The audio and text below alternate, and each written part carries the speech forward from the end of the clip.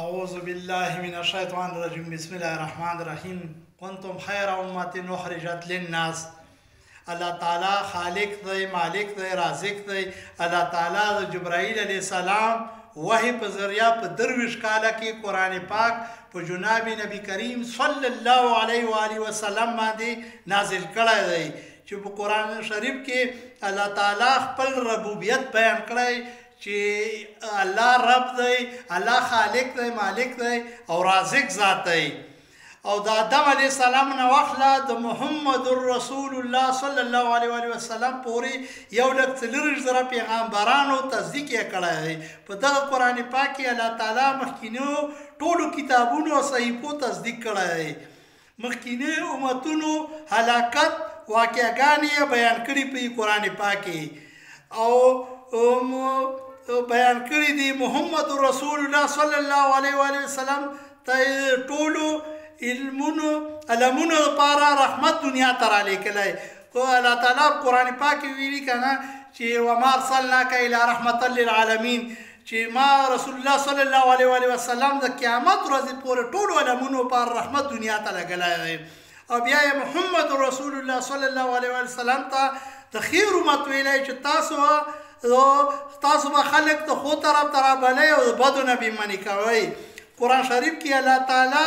زر ځله حکم کړی چې زما بندگان به ضرور دغه کارونه کړي، او الله تعالی زر ځله حکم کړی چې زما بندگان به دغه کارونه منع کړي، نه یې کړي. الله تعالی په قرآن پاک کې د قیامت ورځې پورې ټولو انسانانو لپاره هدایت بیان کړی دی. محمد رسول الله صلی الله علیه وسلم امت ته دغه ذمہواري ورکړې ده چې د قیامت ورځې پورې چې څومره انسانان پیدا کېږي هغه ټول د محمد رسول الله صلی الله علیه وسلم امتیان دي، خو د بدو حالاتو د وجې یې کفر اختیار کړی دی. دغه ټولو کافرانو ته کلمات طیبه رسول د محمد رسول الله صلی الله علیه وسلم امتیانو مسلمانانو ذمہواري ده. هر مسلمان له پکار دی چې الله تعالی د قرآن پاک احکامات زده کړي او عمل پرې وکړي، او د محمد رسول الله صلی الله علیه وسلم حدیث او سنت طریقو باندې زندگی تیره کا او ضایع کا.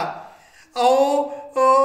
نو که چا په نبی علیه السلام په سنت طریقو زندگی تیره نه کړه نو دنیا کې ما کامیاب شي او په آخرت کې ټولو مسلمانانو له پکار دی چې دعوت تبلیغ کې سی روزه ولګوي، 4 میاشتو له لاړ شي، نو بیا بار ملکونو له لاړ شي دعوت تبلیغ دپاره چې الله تعالی په د قیامت ورځې مسلمانانو نه به دا پوښتنه کا چې تاسو ما دنیا ته لګلي وای د آدم علیه السلام نه به کیسه روانه شي نبی علیه السلام پورې. نبی علیه السلام ورته وفرمایي چې د عرفات په غونډۍ مې 1,40,000 اصحابانو ته خطاب فرمایلی و چې کوم دین ما تعالی را لګلی او تاسو ته ما رسولی که نه ټولو په یو اواز وي چې موږ ته دین هم را رسولی او دین حق ته پوره کولی. 3 ځله بیا د صحابه کرام 1,40,000 په ټوله دنیا کې خواره شو. هغه صحابه کرام به راپورته شي موږ خو د دین رسولی خلکو ته،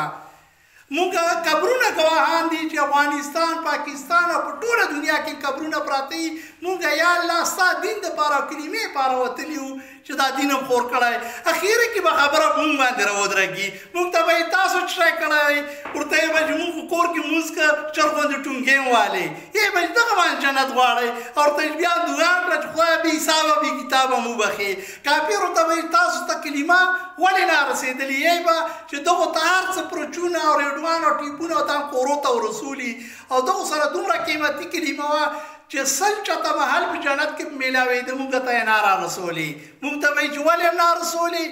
موږ به الله ته هم شرمنده یو، نبي علیه السلام ته هم شرمنده یو، کافرو ته هم شرمنده یو، او الله تعالی به عدل او انصاف فیصلې کوي، به که قاضي به یې الله تعالی نو به قهار او جباري، او موږ نه به پوښتنه کا، او الله تعالی به موږ پړ مخې جهنم ته لګي، مسلمانان به موږ اول لګي او کافر به راپسې لګي. یې به تاسو دین کار نه کړی، د کافرو ته هم کلمه نه رسولې. دا زموږ ذمہواري ده. موږ به څه ورته یو چې بس موږ په دنیا کې چې کوم دی قرآن هم دې پاره کړی و چې په المارۍ کې به ګردونه پراته وو او خالي خلکو ته کورونونه په ځمکو او په روپو او پلارو شیو باندې کړه. قرآن هم دې پاره دا هدایت دپاره راغلی چې قیامت ورځې پورې مسلمانان به په دې باندې هدایت اخ کوي. بیا دا ورته یو به چې نبي علیه السلام باندې موږ عاشقان یو به نبي علیه السلام به راته چې تاسو زما په طریقو ژوند تېر کړی نه ولا چې هسې بس عاشقان وو نور نه تېر کړی یا به تاسو سره نه زما امتیان نه چې زما دین په دنیا کې نه خور کړی زما دین کار نه کړی نبی علیہ السلام ته به شرمنده یو کافرو ته به شرمنده یو جهنم له لاړ شو کافر به راته پیغورونه کا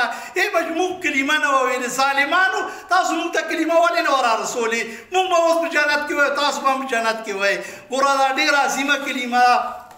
ګوره دنیا پرې دا دنیا هسې دوکې زندګي رحمان بابا یو شعر هم دی ورته وایم چې رحمان داسې بیوقوف سوداګر نه دی چې دین ګټه بدله په دنیا کا بیا چې قبر کې کی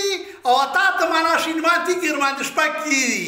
نو بیا رحمان بابا شعر به راشي چې رحمان وینا بالا در په یاد شي چې یو دیوال ته مخ بل ته شا شي او بیا قیامت په ورځ باندې به اتلس زره مخلوق وي او قربونه خلک به وي او سروالو هغه به وي ځمکه به وي او لمر به په 1 کیلومیټر کې او دې ځای کې به کافر موږ باندې اعتراض کا چې به تاسو موږ ته دین نه را رسولی ګورئ دعوت تبلیغ کې وځئ راشئ شبي جمعې له راشئ سي روزه ولګوئ 4 میاشتې کړئ چې دا کوم نبي علیه السلام دین دی چې دا موږ ټولې دنیا ته ورسوو